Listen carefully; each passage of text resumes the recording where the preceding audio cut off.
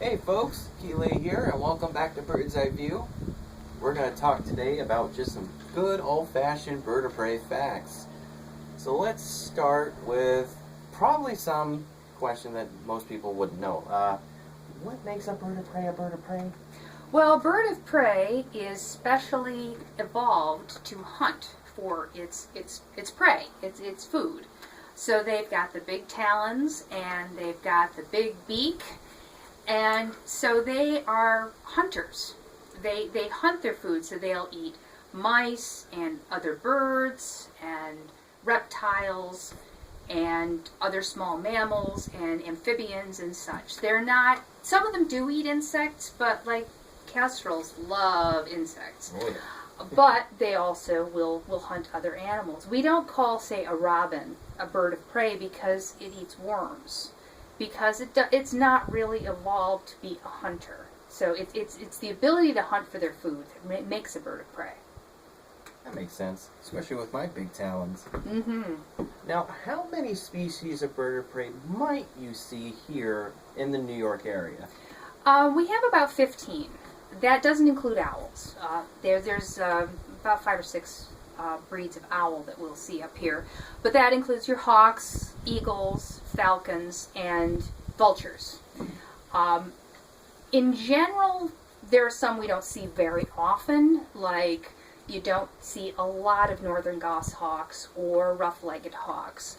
So there's about 7 species that we see here with great regularity.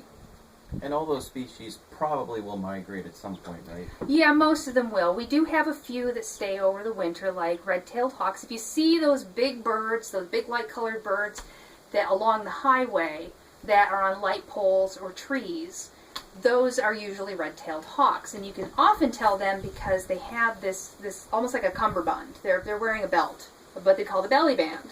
That's a good way to tell that it's a red-tailed hawk up here. But we also do have some Sharp-Shinned hawks and some Cooper's hawks that are starting to stay all year because of their favorite food source, which is people's bird feeders. They're not eating the seed. They're eating the birds who come to the bird feeders. So if you have a hawk that's hunting your bird feeder, it's usually a Cooper's hawk or a Sharp-Shinned hawk. Now, if people find that a little bit of a nuisance, what should they do?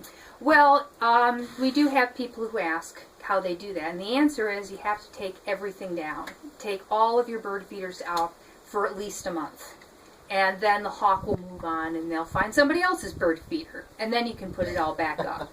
I mean, they're not just, going away completely. They're just going to find another food source. But that's what you do. You have to take everything down for at least 4 weeks. Shut it down. Yep. All right, moving back to just birds of prey in general, what is the largest species you might find here? Well, that would probably be the bald eagle, although the golden eagle, which we don't see as often, is about the same size. Okay, what would be the smallest? It's a toss-up between the kestrel. Not you. Not me. Not you. But the American kestrel and the Sharp-Shinned hawk, the males are very small. And I have a little illustration of the differences among the different species. This is a can that we would use for a kestrel or for a male Sharp-Shinned hawk. Wow, that's small. Yeah, this is what we would use for a female Sharp-Shinned hawk. Remember I said the females? Yes, it's Pringles can.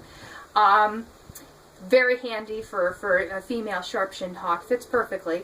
But remember I was saying that females are bigger than the males? Well, this gives you an idea of how much bigger a female Sharp-Shinned hawk is than a male Sharp-Shinned hawk. That's quite a remarkable difference. Right. This is a can that we would use for a large red-tailed hawk. Wow. So this would be probably a big female. And this gives you an idea of the difference between the male Sharp-Shinned and this. And then we've got the big mama here. This is the eagle can. Whoa. So compare the size here of the male Sharp-Shinned, our smallest, to the eagle, which is our biggest. So that gives you an idea. And a hawk and an eagle really does fit pretty snugly in this can. I'm not messing with the eagles. You have to have a special permit. Not every bander can handle eagles. Because they are endangered or threatened, depending on the state that you're in, they require special permits to handle those. You need both a federal and a state eagle license to be able to band eagles. And we do have one bander here, Dan, who is licensed to band eagles. I've assisted him several times. Wow. Well, I'm glad those rules are in place for a reason. So what would you say would be the fastest bird of prey? Oh, peregrine falcon. Wings down on that one. Wings down on that one. They've been clocked at about 240 miles per hour on a dive. Wow. So they're incredibly fast. Merlins are also very fast. They're another type of falcon, and they are just like little bullets when they're on a dive. Those are probably the fastest of the birds of prey. It's quite an astonishing rate of speed. Yes, it is. I don't think I could get anywhere near that. Kids, don't try this at home. Yeah, exactly. So what exactly should people take away from this whole experience, this series of videos we do?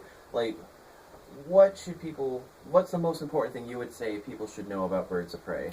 Birds of prey are definitely worth the protection efforts to make sure that we continue to have them. For one thing, they're very important to the environment. All animals that are predators do things to keep the populations of prey species like mice and other things you don't want running around. But I mean, look what happens to the white-tailed deer population up here. We get too many deer because they have no natural predators anymore. And they starve to death in the winter. They get hit by cars, and that's not good for them. So we need the predators to be able to keep some of those lower species in check. But also they are indicators of problems in the environment. If we see issues with insecticides or with habitat loss or such, where we're going to see it first is in the predators. So we're going to see it first in the hawks a lot of the time.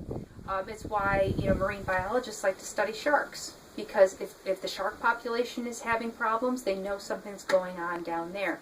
They're our touchstone for the environment. So it's incredibly important for conservation efforts of all species to be able to look at these predators. So that's why studying hawks is so important. Bear that in mind, folks. Well, thank you so much, Barb, for all of your time and spending the last couple of days with us on these videos.